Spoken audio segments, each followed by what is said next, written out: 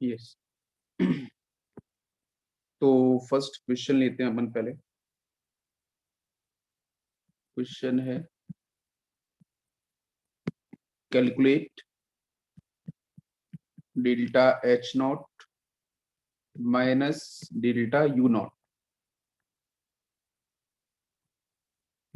Eight 27 degree Celsius for combustion of ethanol. ठीक है। तो इस क्वेश्चन में आपसे पूछा गया है कि delta H not minus delta U not की वैल्यू क्या होगी। टेम्परेचर इज 27 डिग्री सेल्सियस, इसे अपन केल्विन में चेंज करेंगे। और कम्बिशन ऑफ एथनॉल बोला गया बच्चों, है ना, इट इज एल्कोहल। तो एथनॉल की अगर अपन बात करेंगे तो एथनॉल का मॉलिक्यूलर फॉर्मूला, उसका कम्बिशन पहले कराना पड़ेगा। तो सॉल्यूशन देखेंगे अपन। तो इस केस में एथनॉल का मतलब 2 कार्बन का एल्कोहल होना चाहिए, तो CH3 CH2 एंड OH। ठीक है। इसका अपन ने कम्बिशन कराया बच्चों, ऑक्सीजन गैस। यहाँ से क्या बनेगा प्रोडक्ट, देखो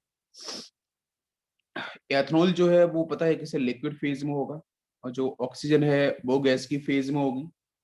और उसके साथ यहाँ से जो बनेगा आपको पता है, आप दे रहे ethanol hydrocarbon, carbon hydrogen oxygen, carbon dioxide, carbon से CO2, और बाकी आपका बन जाएगा वाटर मॉलिक्यूल्स। कर लेते हैं। तो एथनॉल में कितने कार्बन आपको देखेंगे, यहाँ पे 2 कार्बन, 1 एंड 2। यहाँ पे आपके 2 CO2, और CO2 किसमें होगा, गैस की फेज में। वाटर मॉलिक्यूल्स की बात करते हैं तो कितना होना चाहिए, तो चेक हाइड्रोजन, तो यहाँ पे 3 to 5 1 6 हाइड्रोजन है, तो यहाँ पे 3 का मल्टीप्लीकेशन। तो पहला काम है कार्बन को बैलेंस करो, सेकेंड इस हाइड्रोजन को बैलेंस करो, लास्ट में ऑक्सीजन को बैलेंस करो।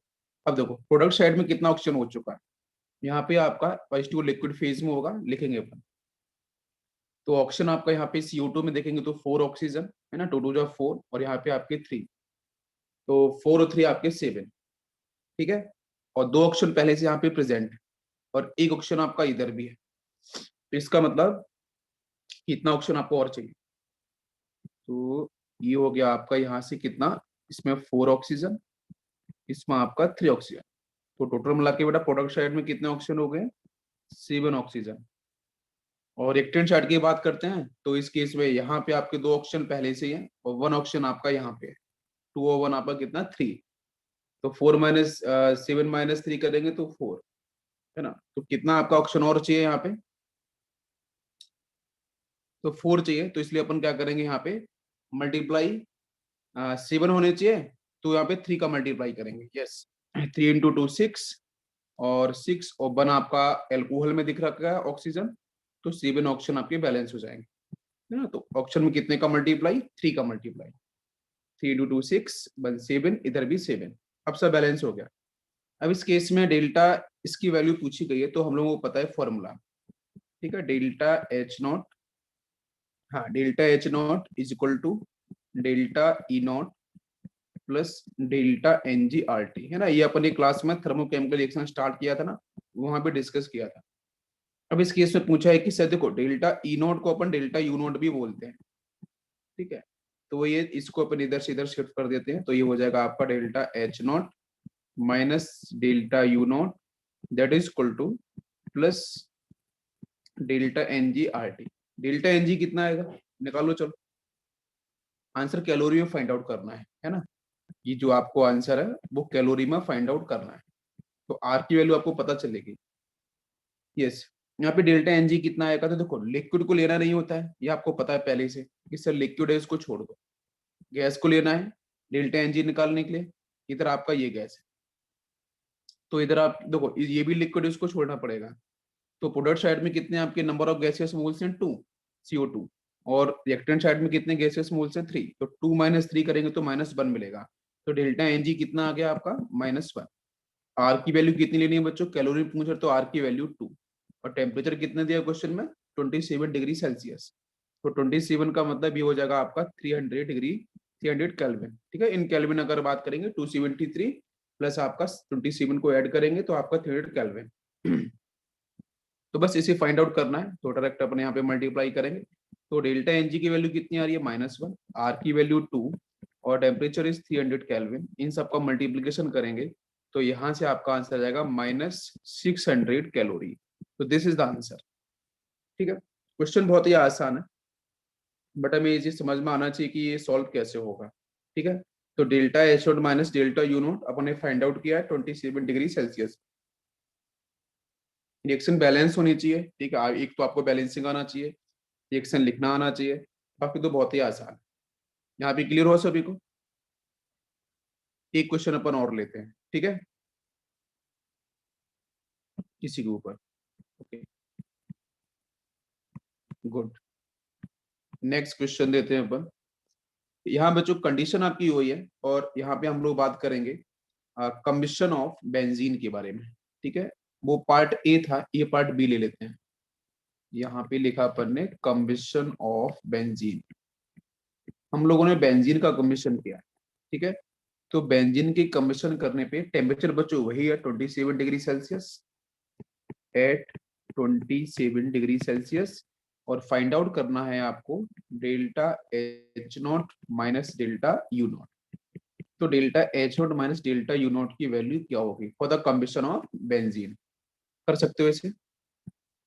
यस, तो आसान है। जैसे अपन ने भी वो, तो पहले ना ऐसे आप बैलेंस कर लो। तो बैलेंसिंग करेंगे तो C6H6 ये बेंजीन होता है, और बेंजीन बच्चों लिक्विड फेज में होता है, आप सबको पता होना चाहिए। ठीक है, benzene in liquid phase room temperature पे। बाकी आपका यहाँ पे बैलेंसिंग करेंगे पर यहाँ से आपका हो गया है क्या, ऑक्सीजन कम्बिशन में, ऑक्सीजन गैस की फेज में होगा। कार्बन दिख रहा है बेंजीन में, तो यहाँ से CO2 ये गैस की फेज में। बाकी आपका वाटर मॉलिक्यूल्स ये लिक्विड फेज में। जल्दी से बैलेंसिंग करते हैं। इधर कार्बन कितने आपको दिख रहे हैं, 6 कार्बन, यहाँ पे 6 का मल्टीप्लाई। बाकी कितने दिख रहे हैं हाइड्रोजन बच्चों, 6 हाइड्रोजन, तो यहाँ पे 3 का मल्टीप्लाई, 3 into 2 6 हाइड्रोजन हो जाएंगे। अब देखो यहाँ पे कितना ऑक्सीजन दिख रहा है आपको, 6 into 2 12 ऑक्सीजन। यहाँ पे कितने दिख रहा है, 3, तो हो गया 15। आपको 15 चाहिए ऑक्सीजन, तो 15 डिवाइड बाई 2 का अपन यहाँ मल्टीप्लाई कर देंगे, तो ये हो गया आपका बैलेंसिंग। ठीक है, हम लोग मूल कॉन्सेप्ट में भी डिस्कस किए थे बैलेंसिंग के बारे में, कमीशन के बारे में, तो वैसे ही कॉन्सेप्ट है। तो ये होगी रिएक्शन आपकी बैलेंस। बाकी तो बिल्कुल इजी है, कैसे करना है सॉल्व। तो डेल्टा एनजी पहले निकाल दो। चलो, डेल्टा एनजी कितना आएगा? डेल्टा एनजी निकालते समय ना लिक्विड छोड़ना पड़ता है, सिर्फ गैस को लेना है। तो प्रोडक्ट साइड में कितने मोल्स हैं आपके, 6 मोल दिख रहे हैं। अरे प्रोडक्ट साइड में कितने मोल्स हैं, 6 मोल CO2 है, तो 6 माइनस इधर कितना है आपका 15 डिवाइड बाई 2। ये समझ में आ रहा है? तो बच्चों यहाँ से अपन एलसीएम ले लेते हैं, तो ये 2 हो जाएगा, बाकी इंटू वो 12 हो जाएगा, 12 माइनस 15, 12 माइनस 15, तो ये हो जाएगा -3, -3 डिवाइड बाई 2 आपका डेल्टा एनजी हो गया। बस वैल्यूज पुट करते हैं अपन, तो यहाँ से डेल्टा एनजी हो गया आपका -3 divide by 2। This is the value of delta NG. वही कैलकुलेशन करेंगे तो यहाँ से आपका delta H not minus delta U not that is equal to plus delta NG R into T. Delta NG की वैल्यू कितनी है, -3/2। आर आर की वैल्यूज आपको प्लीज ध्यान रखना, हमने पहले भी डिस्कस किया है। तो आर की वैल्यू यहाँ पे आपको 2 लेनी है। बाकी टेम्परेचर आपका 300 हो जाएगा बच्चों केल्विन के अंदर, 2 से 2 कैंसिल कर देंगे, तो आंसर यहाँ से आपको मिल जाएगा माइनस में 900। This is the answer in terms of calorie. ठीक, यहाँ तक क्लियर हुआ? ये सब एनसीईआरटी क्वेश्चंस हैं। यस, ये सारे के सारे क्वेश्चंस बच्चों एनसीईआरटी की जो आपकी टेक्स्ट है लास्ट में, वहां से क्वेश्चंस हैं सभी की। ठीक है, तो हमें एनसीईआरटी क्वेश्चंस बिल्कुल अच्छे से आने चाहिए सारे के सारे, और हमें प्रीवियस क्वेश्चंस भी ठीक ढंग से आने चाहिए, तो आराम से आपका परसेंटाइल बिल्कुल आराम से केमिस्ट्री के अंदर आप 60-70 तक स्कोर कर सकते हो, बहुत ही आराम से इजिली। नहीं तो 80-90 भी आप स्कोर कर सकते हो। आगे चलते हैं, इसी के ऊपर एक क्वेश्चन और लेते हैं। ठीक है, उसे मैं होमवर्क ले दूंगा, आप जरूर उसे ट्राई करना। क्वेश्चन है आपका इस तरीके से बच्चों, एक स्ट्रक्चर दे रखा। ठीक है, दिस इज बेंजीन, और इसके साथ एक एरोमेटिक सेक्शन इन्होंने और जोड़ा है, और इसे अपन बच्चों बोलते हैं नेफ्थलीन। क्या होता है इसका नाम? Yes, PTHALANE। ठीक है, तो इसे अपन नेफ्थलीन बच्चों बोलते हैं, है ना। और इसका कमीशन है, नेफ्थलीन का कमीशन कराया गया है और कमीशन जो कराया गया है बच्चों वो टेम्परेचर है आपका एट 27 डिग्री सेल्सियस, और आपको फाइंड आउट करना है delta H not minus delta U naught. तो delta H not minus delta U not की वैल्यू क्या हो, ठीक, इसे लिख लो आप होमवर्क, स्क्रीनशॉट ले लो सभी लोग जल्दी से, ठीक है, स्क्रीनशॉट ले लो, और अगर क्वेश्चन हो जाएगा आप मुझे शेयर करना, ठीक है। तो इसमें जो नेफ्थलीन दिया है मैं थोड़ा हिंट कर देता हूँ, ये बच्चों जो नेफ्थलीन दे रखा है this is structure of naphthalene. आप क्या करना है, इसका मॉलिक्यूलर फॉर्मूला लिखना। तो मॉलिक्यूलर फॉर्मूला लिखते समय ध्यान देना कि सर कितने यहाँ पे कार्बन है। तो 1 2 3 आप नंबरिंग कर दो यहाँ से, 1 2 3 4 5 6 7 8 9 10, 10 कार्बन है, मतलब C10।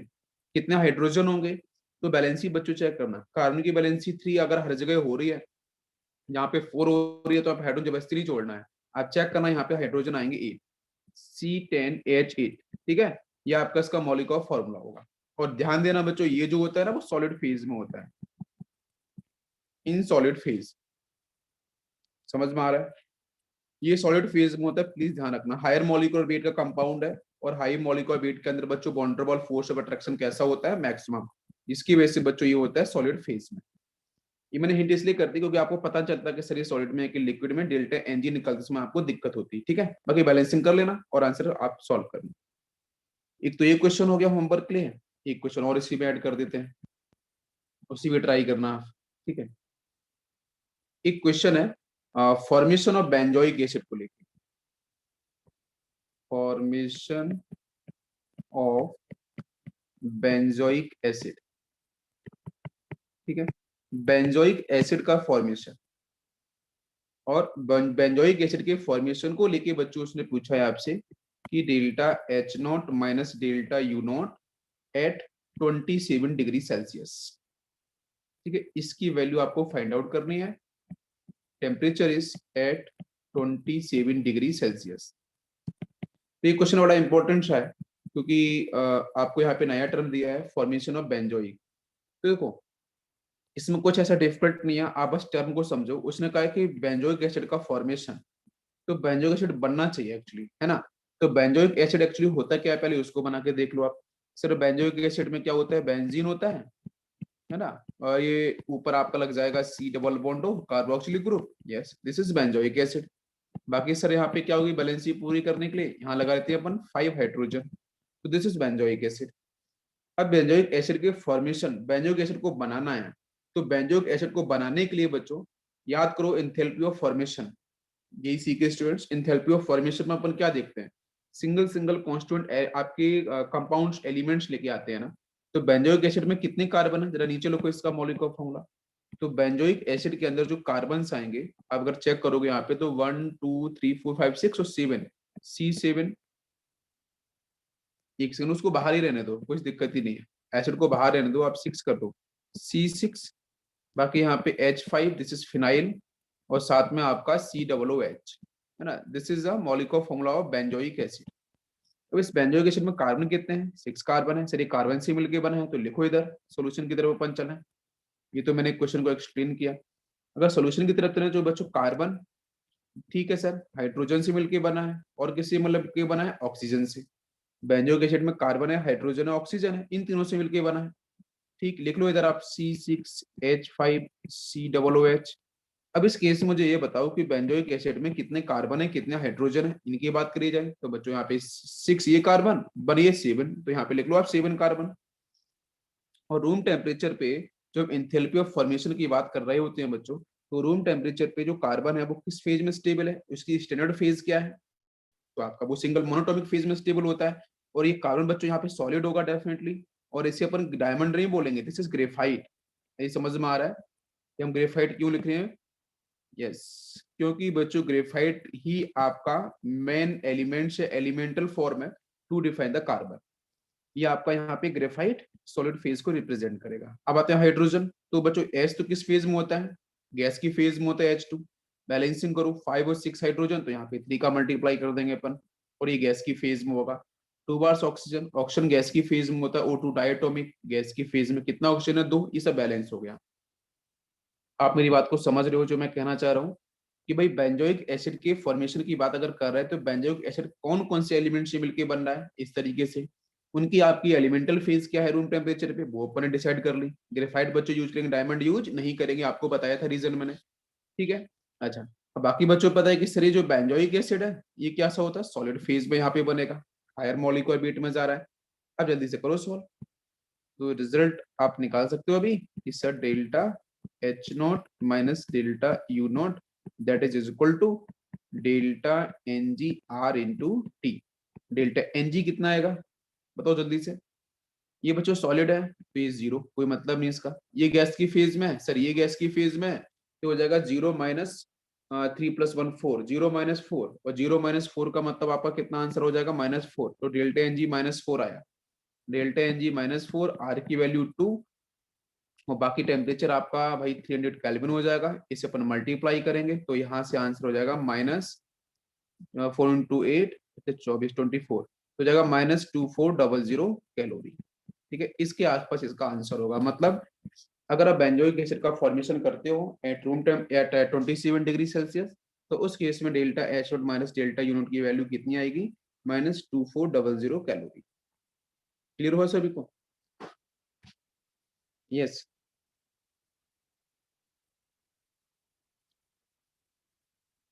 हाँ तो क्लियर हुआ।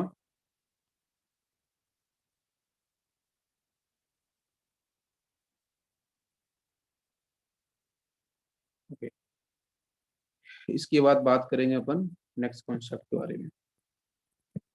चलो, तो हीट ऑफ कमीशन अपन ने पढ़ा था। इसके बाद बच्चों अपन बात करेंगे कैलोरिफिक वैल्यू। ठीक है, तो नेक्स्ट हेडिंग लेते हैं कैलोरिफिक वैल्यू। कैलोरिफिक वैल्यू बोले या बच्चों से अपन बोल सकते हैं फ्यूल वैल्यू। ठीक है, तो कैलोरिफिक वैल्यू और फ्यूल वैल्यू ये बच्चों क्या एक्सप्लेन करते हैं कि कोई भी फ्यूल कितना अच्छा है, कितना एफिशिएंट है ना। कोई भी फ्यूल, पेट्रोल डीजल जो भी होता है, तो कोई भी फ्यूल कितना मतलब एफिशिएंट है, उसकी वैल्यू कितनी है, ठीक है, उसकी कैलोरिफिक वैल्यू कितनी है, वो अपन डिसाइड करेंगे यहाँ से। तो मैं पहले इसका एक बार थ्योरी का सेक्शन कर देता हूँ एक्सप्लेन। देखो, amount of heat released, amount of heat released when 1 gram, when 1 gram compound is burned, this is called, this is called calorific value या बच्चों फ्यूल वैल्यू। ठीक है, तो बहुत ही सिंपल सी डेफिनेशन अपन ने यहाँ पे लिखी है कि कैलोरिफिक वैल्यू फ्यूल वैल्यू क्या है। तो बच्चों amount of heat released when 1 gram is important, when 1 gram compound is burn. जब आप किसी भी 1 ग्राम कंपाउंड को बर्न करते हो तो जो वहां पे अमाउंट ऑफ हीट जो रिलीज होती है उसी को बच्चों अपन बोलते हैं कैलोरिफिक वैल्यू, या उसी को अपन बोलेंगे फ्यूल वैल्यू। बाकी इसे अपन सॉल्व कैसे करते हैं, तो फॉर्मूला आपका यहाँ पे आता है, दिस इज मॉड के साथ लिखते हैं बच्चों अपन पे, delta C H, delta C H divide by नीचे यहाँ पे आपका कैपिटल एम। अब ध्यान देना, हमने बच्चों जो डेल्टा एस सी लिखा है ना, ये क्या एक्चुअली में, this is change in heat of कम्बिशन, change in heat of कम्बिशन। क्योंकि हम तो यही कर रहे हैं ना कि सर 1 ग्राम को बर्न करना है, 1 ग्राम को बर्न करेंगे तो हीट रिलीज होगी, और कम्बिशन प्रोसेस में हीट रिलीज ही होती है। तो डेल्टा ऐसी क्या है, चेंज इन इंथैल्पी या हीट ऑफ कम्बिशन। ठीक है, बाकी जो एम है, तो एम है आपके यहाँ पे molar mass, M is molar mass. ठीक है, 1 मोल में जितना मास होता है वो मोलर मास नीचे लिखा जाएगा। तो बहुत ही सिंपल है, क्वेश्चन आते हैं इसके ऊपर कैसे आते हैं, तो मैं क्वेश्चन लेता हूँ वहां से समझाता हूँ। कैलोरिफिक वैल्यू समझ में आया ना, फॉर्मूला आपको ध्यान रखना है, बाकी इसमें कुछ नया होता नहीं है। अगर क्वेश्चन आते हैं तो किस ढंग से आते हैं उस तरफ अपन चलते हैं। तो एक क्वेश्चन ले लेते हैं। मैंने कहा बच्चों, if heat of combustion, if heat of combustion of methane CH4 and C2H4 ठीक है। इन दोनों मीथेन और जो जो बच्चों C2H4 दे रखा है आपका इथीन, इन दोनों का है ना, इन दोनों मॉलिक्यूल्स का, इन दोनों हाइड्रोकार्बन्स का जो हीट ऑफ कंबशन उसकी वैल्यूज बच्चों दे रखी है वो है आपकी -218 किलो कैलोरी। ये आपकी मीथेन की वैल्यूज है। दोनों हीट ऑफ कंबशन है तो बच्चों नेगेटिव में लिखी जाएगी एंड -342 किलो कैलोरी। ठीक है, दोनों हीट ऑफ कंबशन है तो माइनस में लिखी है। देन क्वेश्चन ने पूछा है then which is better fuel, then which is better fuel. ठीक है, दोनों में से अच्छा फ्यूल कौन सा होगा, ये क्वेश्चन है। जब हीट ऑफ कंबशन दी है और बेटर फ्यूल पूछा है तो बच्चों क्वेश्चन कहाँ से ध्यान रखना है सर, कैलोरीफिक वैल्यू से। कहाँ से सॉल्व हुआ क्वेश्चन, कैलोरीफिक वैल्यू का जो फॉर्मूला है उसे अपन लगाना पड़ेगा। तो बच्चों निकालते हैं अपन, सॉल्यूशन देखेंगे। तो कैलोरीफिक वैल्यू सबसे पहले बात कर लेते हैं मीथेन को लेके। तो मीथेन जो कैलोरीफिक वैल्यू बच्चों फॉर्मूला क्या था बताओ, हीट ऑफ कंबशन मोड के साथ लिखते हैं ना अपन। तो मीथेन का बच्चों कितना है -218, तो मोड लिखेंगे तो प्लस में, तो 218 डिवाइड बाई मीथेन का मोलर मास कितना आता है 16। आप इससे सॉल्व करो इसे, ये कितना जाएगा 16 से करेंगे 2 तो ये 1 हो जाएगा 21, 5 बचेगा 58, तो 21218 दे रखा है ना ये। ठीक है, तो नीचे कितना हो जाएगा, अच्छा 2 से भी कैंसिल आउट कर सकते हो, ये 109, ये कितना हो जाएगा 6, 2 8 16 8 है ना, ये हो जाएगा 8, इसे करेंगे तो ये 1, देन आपका 0 और ये हो जाएगा 9। ठीक है, और 8 से फिर इसे कैंसिल आउट करेंगे तो ये वैल्यू आएगी 13, 13 पॉइंट कुछ निकल के आएगा। ठीक है, 13 पॉइंट जो भी वैल्यूज आपकी आएगी यहाँ पे। और सेकंड अपन निकालेंगे तो calorific value for C2H4, C2H4 की वैल्यू कितनी है, ये दे रखा है माइनस में तो ये प्लस में रहेगा है ना, 342 डिवाइड बाई नीचे कितना, कार्बन आपके यहाँ पे 12 इंटू 2 24, 24 प्लस 4 तो 28 हो जाएगा इसका मोलर मास है ना। इसे अपन सिंप्लीफाई कर देते हैं, 2 से पहले कैंसिल कर दो, ये 2 से करेंगे तो नीचे कितना 14, ऊपर 1 7 1 और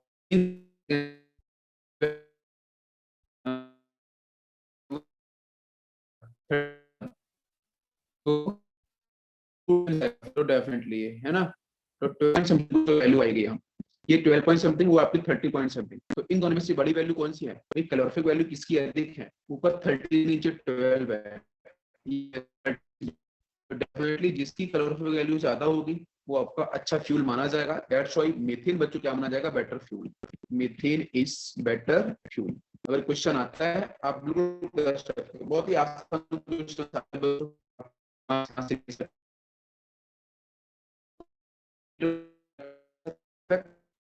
के बाद क्या कर देना दोनों को, और डिवाइड करने के बाद आपको जो वैल्यू मिलेगी बच्चों कैलोरीफिक वैल्यूज की, जहाँ पे कैलोरीफिक वैल्यू ज्यादा होगी वहाँ पे आपका माना जाएगा बेटर फ्यूल, वो आपका अच्छा फ्यूल माना जाएगा। यहाँ तक क्लियर हुआ सभी को? यस, कोई डाउट यहाँ तक किसी स्टूडेंट्स को?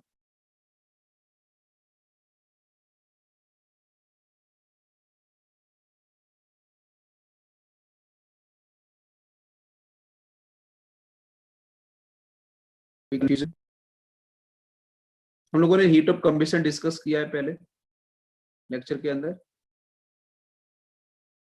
हीट ऑफ कंबशन हो गया है ना।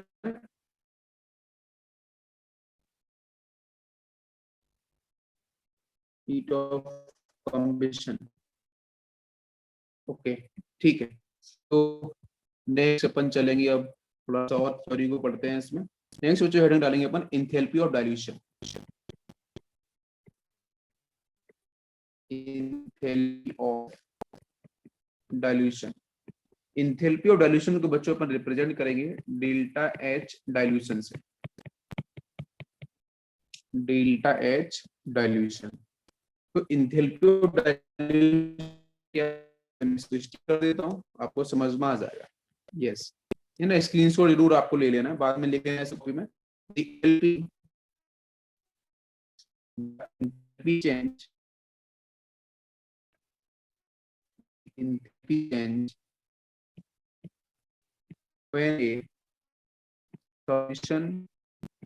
when a solution containing one mole solute, one mole of solute is diluted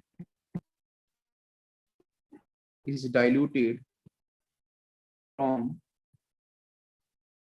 one concentration to another to the concentration. ठीक है, इसकी एक बार देखो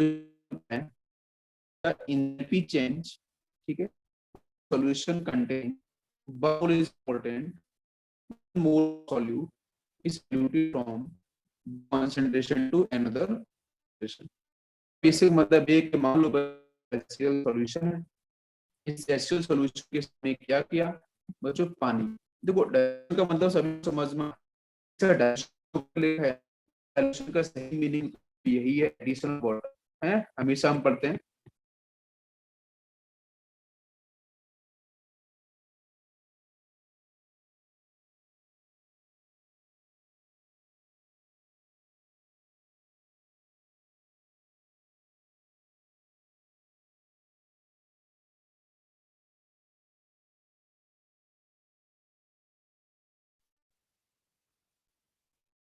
वन सेकेंड,